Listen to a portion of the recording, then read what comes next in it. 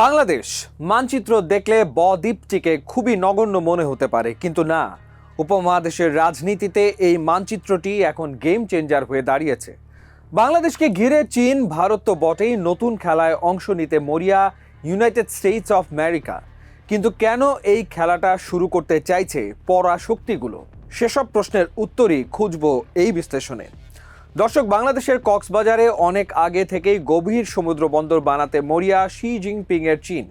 এর পেছনে আছে বড় এক খেলা, আর সেই খেলাটা বুঝতে হলে একটু পেছনে ফিরতে হবে। সময়টা 2006 সাল।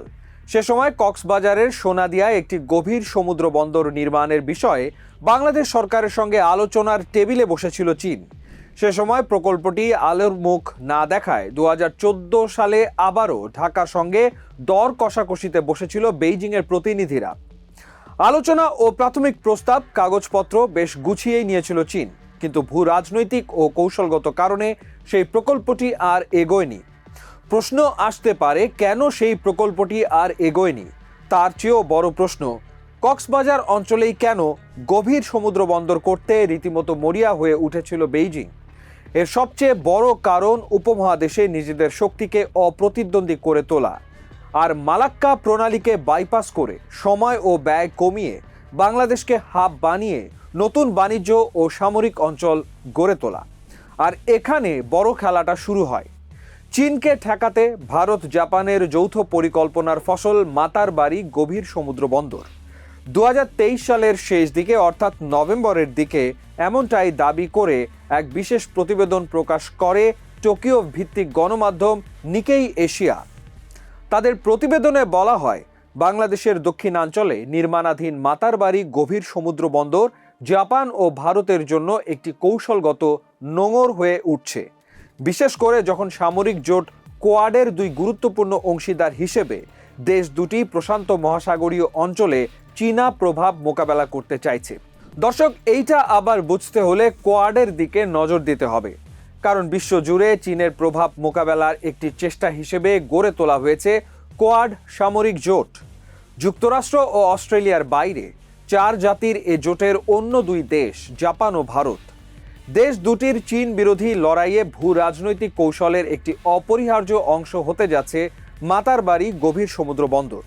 জাপানের অর্থায়ন ও প্রযুক্তিগত সহায়তায় সোনাদিয়ার উত্তরে, অর্থাৎ কক্সবাজার জেলার মহেশখালী উপজেলার মাতারবাড়িতে গড়ে উঠছে মাতারবাড়ি গভীর সমুদ্র বন্দর। সোনাদিয়া হলো বঙ্গোপসাগরের আরেকটি গুরুত্বপূর্ণ স্থান, যেখানে চীন একটি বন্দর গড়ে তোলার চেষ্টা করেছিল, যদিও সেই প্রকল্প শেষ পর্যন্ত আলোর মুখ দেখেনি। জানা যায়, ঢাকা কয়েক বছর আগে ওই পরিকল্পনা থেকে সরে আসে। বিশ্বের শক্তিশালী দেশগুলোর মধ্যে দক্ষিণ এশিয়ায় প্রভাব বিস্তারের যে লড়াই চলছে, চীনা অর্থায়নে বন্দর প্রকল্প থেকে ঢাকার সরে আসার সিদ্ধান্তকে তখন অনেক বিশ্লেষক ভারতের জন্য কৌশলগত বিজয় হিসেবে ঘোষণা করেন। এক্ষেত্রে ভারতের বন্ধু জাপানকেও বিজয়ী বলে বিবেচনা করা হয়। আর এর পেছনে দেশ দুটির সবচেয়ে বড় সহায়ক হিসেবে কাজ করেছিল তৎকালীন সরকার প্রধান শেখ হাসিনা তথা আওয়ামী লীগ সরকার। যদিও কেউ কেউ এখানে আদৌ কোনো গেম বা শক্তির লড়াই দেখছেন না। এসব তো গেল পুরনো কথা। এবার এখনকার সময়ে নজর দেওয়া যাক দর্শক। 24-এর গণ অভ্যুত্থানের পর থেকে চীনের সঙ্গে ঢাকার যোগাযোগ অন্য যে কোনো সময়ের তুলনায় সবচেয়ে ভালো অবস্থানে আছে, আর তারেক রহমানের সরকারের সঙ্গে নানা প্রকল্প নিয়ে এগোনোর চেষ্টায়ও আছে। এর মধ্যে তিস্তা মহাপরিকল্পনাও অন্যতম। এখন আসেন মূল প্রসঙ্গে। 24-এর পর থেকে ঢাকার সঙ্গে যোজন যোজন দূরত্ব বেড়েছে নয়াদিল্লির, আর চীন এই সুযোগের ফসল ঘরে তুলতে চাইছে। তারই ধারাবাহিকতায় কক্সবাজার অঞ্চলে নিজেদের পুরনো দিনের চাওয়া অনুযায়ী একটি শক্ত ঘাঁটি গড়ে তুলতে চায় চীন, যেখানে তারা সাবমেরিন সহ নানা বাণিজ্য হাব গড়ে তুলতে পারে। এতে করে চীন যা চাইছে সেটা হলো মালাক্কা প্রণালীকে বাইপাস করে এই অঞ্চলে বঙ্গোপসাগরের পানি ব্যবহার করে সামরিক ও গোয়েন্দা নজরদারি বাড়িয়ে নিজেদের শক্তিশালী করা। কারণ মালাক্কাকে ঘেঁষে গড়ে ওঠা অধিকাংশ রাষ্ট্রই যুক্তরাষ্ট্রর বড় মিত্র। সেসব কারণেই ভবিষ্যৎ পরিকল্পনা মাথায় রেখে বেইজিং এই চাল দিতে চাইছে। আবার বাংলাদেশ চীন মিয়ানমার অর্থনৈতিক করিডোরেরও প্রস্তাবনা দেওয়া আছে। সেটাও বাস্তবায়ন হয়ে গেলে ভারতের গলা শুকিয়ে কাঠ হওয়ার উপক্রম হবে। আর বেইজিংয়ের নতুন করে চাওয়া এসব প্রকল্প রীতিমতো গলার কাঁটা হয়ে দাঁড়িয়েছে ভারতের। একদিকে শিলিগুড়ি করিডোর নিয়ে দিল্লি আছে মহাবিপাকে। চীনের সঙ্গে বাংলাদেশের সম্পর্ক যেভাবে এগোচ্ছে, এই অবস্থায় কোনো কারণে ঢাকা হাতছাড়া হয়ে গেলে একুল ওকুল দুই কুলই হারাবে দিল্লি। তাদের সবচেয়ে বড় ভয়ের কারণ হলো শিলিগুড়ি করিডোর ও সেভেন সিস্টার্স। কারণ সম্মুখ সারির যুদ্ধ হলে চীন এই অঞ্চল অবরুদ্ধ করে খুব সহজেই সেভেন সিস্টার্সের নিজেদের কবজায় নিতে পারবে। আবার কক্সবাজারে চীনের গভীর সমুদ্র বন্দর হলে সেখানে ভারতের নাকের ডগায় বসে সামরিক ও বাণিজ্য কার্যক্রম পরিচালনা করতে পারবে চীন। এটাই ভারতের সবচেয়ে বড় মাথা ব্যথার কারণ। এদিকে আবার মালাক্কাতে নজর পড়েছে ভারতেরও। বিষয়টি তারা কিছুতেই হালকাভাবে নিচ্ছে না।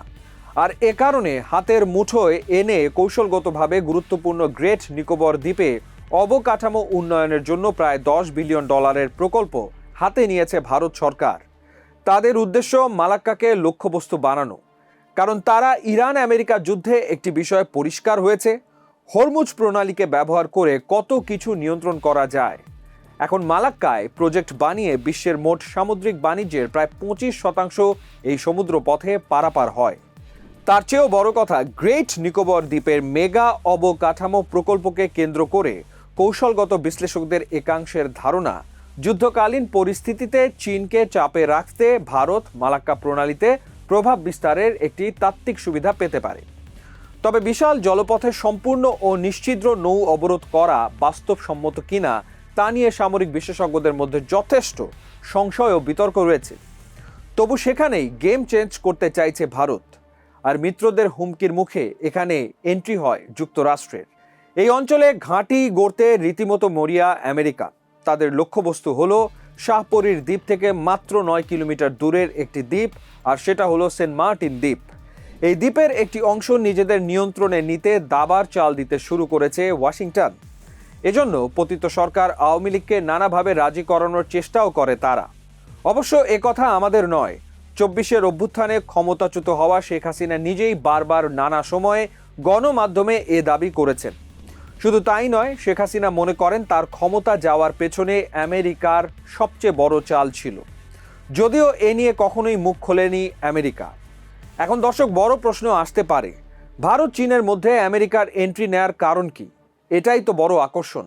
আপনি যদি মানচিত্রের দিকে একটু ভালোভাবে লক্ষ্য করে দেখেন, তবে মালাক্কার মুখ ঠিক ইন্দোনেশিয়া ও মালয়েশিয়ার দুয়ারে অবস্থিত। আর এক প্রান্তে আছে উন্নয়নশীল সিঙ্গাপুর, যে তিনটি দেশই আবার মার্কিন যুক্তরাষ্ট্রের বন্ধু এবং গুরুত্বপূর্ণ কূটনৈতিক ও অর্থনৈতিক অংশীদার। স্বাভাবিকভাবেই চীনের মালাক্কাকে বাইপাস করার চিন্তা আমেরিকা ও তাদের মিত্রদের নতুন চ্যালেঞ্জ এ কারণে, এই প্রণালী ব্যবহার করলে চীনে বাণিজ্য জাহাজগুলো নজরদারির মধ্যে থাকবে। আর সেটি এড়িয়ে বাংলাদেশকে হাতের মুঠোয় আনতে পারলে চীন আরও গোপনভাবে নিজেদের কার্যক্রম পরিচালনা করতে পারবে। আর এসব কারণেই সেন্ট মার্টিন আমেরিকার নজরে। এখানে ঘাঁটি স্থাপন করে চীন, ভারত ও বঙ্গোপসাগর অঞ্চলে ব্যাপকভাবে নজরদারি বাড়াতে পারবে। আর এই তিন দেশের খেলার কেন্দ্রে রয়েছে ঢাকা। আর ঢাকার অধিপতি তারেক রহমান নিজের দেশের মোড় কোন দিকে নেবে সেটা এখন নির্ভর করছে বিএনপি সরকারের হাতে। সরকার গঠনের পর থেকে বিএনপির যে গতিবিধি, তাতে করে কূটনীতির খেলায় বেশ এগিয়েই আছে চীন।